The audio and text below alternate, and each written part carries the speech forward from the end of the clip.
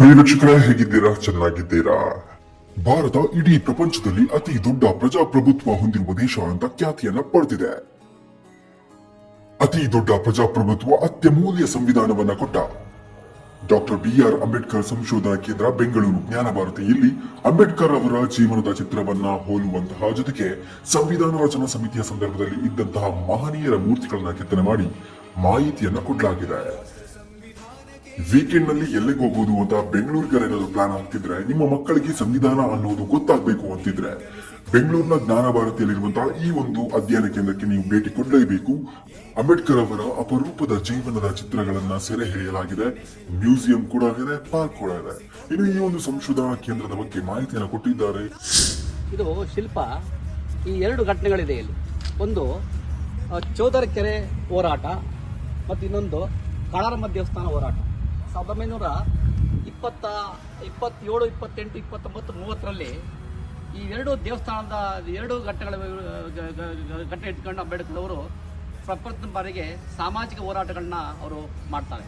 ಹಾಗಾಗಿ 1930ರಲ್ಲಿ ಈ ಚೌಡರ ಕೆರೆಯ ಒಂದು ನೀರು ಮುಟ್ಟುವ ಚಳುವಳಿ, ಅಂದರೆ ಎಲ್ಲ ಸಮುದಾಯಗಳಿಗೆ, ಶೂದ್ರರಿಗೆ ಮತ್ತು ಮಹಿಳೆಯರಿಗೆ ನೀರು ಮುಟ್ಟುವಂಥ ಅವಕಾಶ ಇರಲಿಲ್ಲ. ಹಾಗಾಗಿ ಎಲ್ಲರೂ ಮನುಷ್ಯರು ನೀರು ಮುಟ್ಟಬೇಕು ಅಂತ ಚಳವಳಿ ಮಾಡಿ ಲಕ್ಷಾಂತರ ಜನ ಸೇರಿಸ್ಕೊಂಡು ಅಂಬೇಡ್ಕರ್ ಅವರು ಆ ಒಂದು ನೀರು ಮುಟ್ಟುವ ಚಳವಳಿಯಲ್ಲಿ ಹೋರಾಟವನ್ನು ಮಾಡ್ತಾರೆ. ಇನ್ನೊಂದು ಕಾಳಾರಮ್ಮ ದೇವಸ್ಥಾನ ಅಂತೇಳಿ, ಇಲ್ಲೂ ಪ್ರವೇಶ ಇರಲಿಲ್ಲ. ಯಾಕಂದರೆ ಎಲ್ಲ ಕೆಳಜಾತಿಗಳಿಗೆ, ದಲಿತರಿಗೆ ಪ್ರವೇಶ ಇರಲಿಲ್ಲ. ಹಾಗಾಗಿ ಈ ಸಂದರ್ಭದಲ್ಲೂ ಕೂಡ ಅಂಬೇಡ್ಕರ್ ಅವರು ದೇವಸ್ಥಾನಕ್ಕೆ ನಾವು ಮನುಷ್ಯರು, ನಮ್ಮನ್ನು ಒಳಕ್ಬಿಡಿ, ನಾವು ಪ್ರಾಣಿಗಳಲ್ಲ ಅಂತೇಳಿ ಅವರು ಹೋರಾಟವನ್ನು ಕೈಗೊಳ್ತಾರೆ. ಆ ಹೋರಾಟದ ಫಲವಾಗಿ ನಾವು ಎರಡು ಘಟನೆಯನ್ನು ಇಲ್ಲಿ ನಾವು ಕೆತ್ತಿದ್ದೀವಿ. ಇದನ್ನು ಕೆತ್ತಿರುವಂಥ ಶಿಲ್ಪಿಗಳು ನರೇಶ್ ನಾಯ್ಕ್ ಮತ್ತು ಪ್ರಶಾಂತ್ ಅಂತೇಳಿ ಇಬ್ಬರು ಇದನ್ನು ಕೆತ್ತಿದ್ದಾರೆ.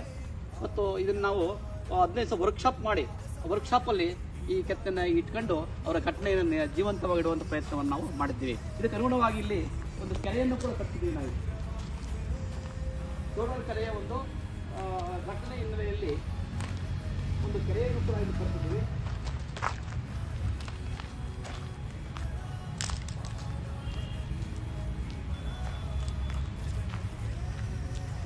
ಕೆರೆ ಅಂಬೇಡ್ಕರ್ ಹೋರಾಟದ ನೆನಪಿನಾರ್ಥವಾಗಿ ಈ ಕೆರೆ ಇದೆ. ಈ ಕೆರೆಗೆ ಸುಮಾರು ಡೈಲಿ 100 ನವಿಲುಗಳು ಬರ್ತವೆ ಮತ್ತು ಬೇರೆ ಬೇರೆ ಪ್ರಾಣಿ ಪಕ್ಷಿ ಬಂದು ಇಲ್ಲಿ ನೀರನ್ನು ಕುಡಿಯುವಂಥ ಕೆಲಸ ಮಾಡ್ತವೆ. ಅಂಬೇಡ್ಕರ್ ಘಟನೆಯಿಂದ ಈ ಚೌಡರ ಕೆರೆ ಮಾಡೋ ಮುಖಾಂತರ ಮಾದರಿ ಕೆರೆ, ಈ ಕೆರೆಯನ್ನು ಮುಖಾಂತರವಾಗಿ ಪ್ರಾಣಿ ಪಕ್ಷಿ ಅನುಕೂಲ ಆಗುತ್ತೆ.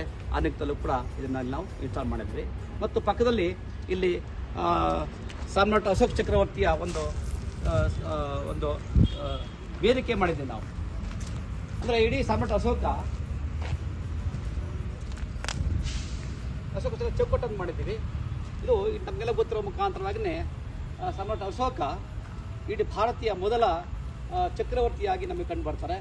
ಇವ್ರ ಕಾಲದಲ್ಲಿ ಇಡೀ ಬುದ್ಧನ ಎಲ್ಲ ಬುದ್ಧ ವಿಹಾರಗಳನ್ನು ಮತ್ತು ಬುದ್ಧನ ಎಲ್ಲ ವಿಚಾರಗಳನ್ನು ಕೊಟ್ಟಂತನೇ ದೇಶದಾದ್ಯಂತ, ಪ್ರಪಂಚದಾದ್ಯಂತ ಎಲ್ಲ ಕಡೆ ಕೂಡ ವಿಹಾರವನ್ನು ನಿರ್ಮಾಣ ಮಾಡೋ ಮುಖಾಂತರವಾಗಿಯೇ ಮತ್ತು ಬಿಕ್ಕುಗಳನ್ನ, ತನ್ನ ಮಕ್ಕಳನ್ನೇ ಬಿಕ್ಕುಗಳನ್ನ ಕಳಿಸಿ, ಬೇರೆ ಬೇರೆ ಕಳಿಸಿ ಬಿಕ್ಕುಗಳನ್ನ ಮಾಡಿ ಬೌದ್ಧ ವಿಚಾರವನ್ನು, ಬೌದ್ಧ ಧರ್ಮವನ್ನು ಪ್ರಚಾರ ಮಾಡಲಿಕ್ಕೆ ಅವರು ಬಳಸ್ಕೊಳ್ತಾರೆ. ಮತ್ತು ಮೇಲ್ಗಡೆಯಲ್ಲಿ ಸಿಂಹ ಇದೆ. ಅಂಬೇಡ್ಕರ್ ಅವರು ರಿಸರ್ವ್ ಆಫ್ ಇಂಡಿಯಾ ಕೇಳಿದರೆ ನೀವು, ಇಂಡಿಯಾ ಸ್ಥಾಪನೆ ಆಗಬೇಕಾದ್ರೆ ಅದಕ್ಕೆ ಅಂಬೇಡ್ಕರ್ ಅವರ ಒಂದು PhD ಪುಸ್ತಕ ಇದೆ, ರೂಪಾಯಿ ಸಮಸ್ಯೆ ಅಂತೇಳಿ. ಆ ಪುಸ್ತಕವೇ ಕಾರಣ. ಆ ಪುಸ್ತಕ ಆಧಾರದ ಮೇಲೆ ಇಡೀ ಇಂಡಿಯಾದಲ್ಲಿ ರಿಸರ್ವ್ ಬ್ಯಾಂಕ್ ಆಫ್ ಇಂಡಿಯಾ ಅನ್ನೋದನ್ನ ಸ್ಥಾಪನೆ ಮಾಡಿದ್ದಾರೆ. ಅದರ ಸಂಕೇತದಲ್ಲಿ ಸಿಂಹವನ್ನು ಆಗಿ ನಾವು ಇಲ್ಲಿ ಬಳಸ್ಕೊಂಡಿದ್ದೀವಿ ಅನ್ನುವಂಥದ್ದು. ಮತ್ತು ನಾರಾಯಣಗುರು ಪ್ರತಿಮೆಗಳಿದೆ. ಈ ಕಡೆ ಪೆರಿಯಾರ್ ಪ್ರತಿಮೆ, ಆ ಕಡೆ ನಾರಾಯಣಗುರು ಪ್ರತಿಮೆ ಇದೆ. ಹಾಗಾಗಿ ಪೆರಿಯಾರ್ ಅವರು ಮತ್ತು ಅಂಬೇಡ್ಕರ್ ಅವರ ಸಂಬಂಧ ಒಂದು ನಿರಂತರವಾದ ಸಂಬಂಧ. ಹಾಗಾಗಿ ಹಿಂದೂ ಧರ್ಮದ ಎಲ್ಲ ಅವೈಚಾರಿಕವಾದಂತಹ, ಅವೈಜ್ಞಾನಿಕವಾದಂಥ ಎಲ್ಲ ವಿಚಾರವನ್ನು ಖಂಡಿಸುವಂಥ ಕೆಲಸವನ್ನು ಮಾಡುವಂಥದ್ದು ನಮ್ಮ ಪೆರಿಯಾರು ಮಾಡ್ತಾರೆ ಮತ್ತು ನಾರಾಯಣಗುರು ಮಾಡ್ತಾರೆ. ಹಾಗಾಗಿ ನಾರಾಯಣಗುರು ಅವರು ಈಡಿಗ ಸಮುದಾಯದವರು. ಇವರು ಒಂದು ನಾಯಕ ಜನಾಂಗ ಸಮುದಾಯದವರು. ಹಾಗಾಗಿ ಈ ಸಮುದಾಯಗಳೆಲ್ಲ ಕೂಡ, ಎಲ್ಲ ಸಮುದಾಯಗಳು ಸಮಾನತೆ ಬೇಕು, ಸ್ವಾತಂತ್ರ್ಯ ಬೇಕು ಅಂತೇಳಿ ಇವರು ಹೋರಾಟ ಮಾಡೋ ಮುಖಾಂತರವಾಗಿಯೇ ನಮ್ಮ ನಾರಾಯಣಗುರು ಅವರು ದೇವಸ್ಥಾನಕ್ಕೆ ದಲಿತರನ್ನು ಬಿಡಲ್ಲ ಮತ್ತು ಕೆಳಜಾತಿಗಳನ್ನು ಬಿಡಲ್ಲ. ಆದರೆ ಅವರು ದೇವಸ್ಥಾನ ಕಟ್ಟಿಸಿ ಆ ದೇವಸ್ಥಾನಕ್ಕೆ ಹರಿಜನರನ್ನು, ದುಡಿದವರನ್ನ ಪ್ರವೇಶ ಮಾಡೋ ರೀತಿಯಲ್ಲಿ ದೇವಸ್ಥಾನ ಕಟ್ಟಿ ತೋರಿಸ್ತಾರೆ. ಮತ್ತು ಹಾಗಾಗಿ ಜಾತಿ ಹೋಗಬೇಕು, ಸಮಾನತೆ ಬರಬೇಕು ಅನ್ನೋ ಕಾರಣಕ್ಕಾಗಿ ಪೆರಿಯಾರ್ ವೈಚಾರಿಕವಾಗಿ ಮತ್ತು ಸಮಾನತೆವಾಗಿ ಹೋರಾಟ ಮಾಡೋ ಮುಖಾಂತರವಾಗಿಯೇ ಅವರು ಇಲ್ಲಿ ನೆರವಾಗಿದ್ದಾರೆ. ಹಾಗಾಗಿ ಅಂಬೇಡ್ಕರ್ಗೂ ಮತ್ತು ಪೆರಿಯಾರ್ ಅವರಿಗೂ ನಿರಂತರವಾದಂಥ ಒಂದು ಕಾಂಟ್ಯಾಕ್ಟ್ ಇತ್ತು. ಆ ಕಾಂಟ್ಯಾಕ್ಟ್ ಮುಖಾಂತರವನ್ನು ಕೂಡ ಈ ಸಮಾಜವನ್ನು ಹೆಂಗೆ ಕಟ್ಟಬೇಕು ಅನ್ನೋದ್ರ ಬಗ್ಗೆ ಇಬ್ಬರು ಚರ್ಚೆ ಮಾಡ್ತಿರೋ ಅನ್ನೋದು ಕೂಡ ಭಾಳ ಮುಖ್ಯವಾದ್ದು. ಆ ಹಿನ್ನೆಲೆಯಲ್ಲಿ ಇಲ್ಲಿ ಶಿಲ್ಪಗಳನ್ನ ಕೆತ್ತಲಾಗಿದೆ. ಹೀಗೆ ಅಂಬೇಡ್ಕರ್ ಅಧ್ಯಯನ ಕೇಂದ್ರದಲ್ಲಿ ಬಹಳಷ್ಟು ಅಂದರೆ ಅವರ ಒಂಥರ ಥೀಮ್ ಪಾರ್ಕ್, ಅವರ ಒಂದು ಅವರ ಒಂದು ಜೀವನದಲ್ಲಿ ಅವರು ಮಾಡಿರುವಂಥ ಸಾಧನೆಗಳು, ಅವರ ಮಾಡಿರುವಂಥ ಹೋರಾಟಗಳು, ಅದನ್ನು ಎಲ್ಲ ತುಂಬ ಚೆನ್ನಾಗಿ ಅದ್ಭುತವಾಗಿ ಅದನ್ನು ಮಾಡಿದ್ದಾರೆ. ಅದು ಬೇರೆ ಬೇರೆ ವಿಶ್ವವಿದ್ಯಾಲಯದ ವಿದ್ಯಾರ್ಥಿಗಳು, ರಿಸರ್ಚ್ ಸ್ಕಾಲರ್ಸು ಎಲ್ಲ ಬಂದು ಅದನ್ನು ಸ್ಟಡಿ ಮಾಡ್ತಾ ಇದ್ದಾರೆ. ಹಾಗೆಯೇ ನಮ್ಮ ಅಲ್ಲಿ ಡೈರೆಕ್ಟರ್ ಪ್ರೊಫೆಸರ್ ಹೊನ್ನು ಸಿದ್ಧಾಂತ ಅವರಿದ್ದಾರೆ. ಅವರು ಭಾಳಷ್ಟು ಬೇರೆ ಬೇರೆ ಕಾಲೇಜ್ ಮಕ್ಕಳು, ಸ್ಕೂಲ್ ಮಕ್ಕಳು ಅಲ್ಲಿ ಬಂದು ಅದನ್ನೆಲ್ಲ ನೋಡಬೇಕನ್ನೋದು ಅವರಿಗೆ ಚಿಂತನೆಯಿಂದ ಮಾಡ್ತಾ ಇರುವಂಥದ್ದು. ಅದು ಯಾರು ಸಾರ್ವಜನಿಕರು ಬಂದು ಅದನ್ನು ಉಪಯೋಗ ಪಡ್ಕೊಳ್ಬೋದು. ಬೇರೆ ಸ್ಕೂಲಿನ ವಿದ್ಯಾರ್ಥಿಗಳು ಅಧ್ಯಯನ ಕೇಂದ್ರಕ್ಕೆ ಬಂದು ಎಲ್ಲ ಮಾಹಿತಿ ಪಡ್ಕೊಳ್ಬೋದು. ಇದು ಒಂದು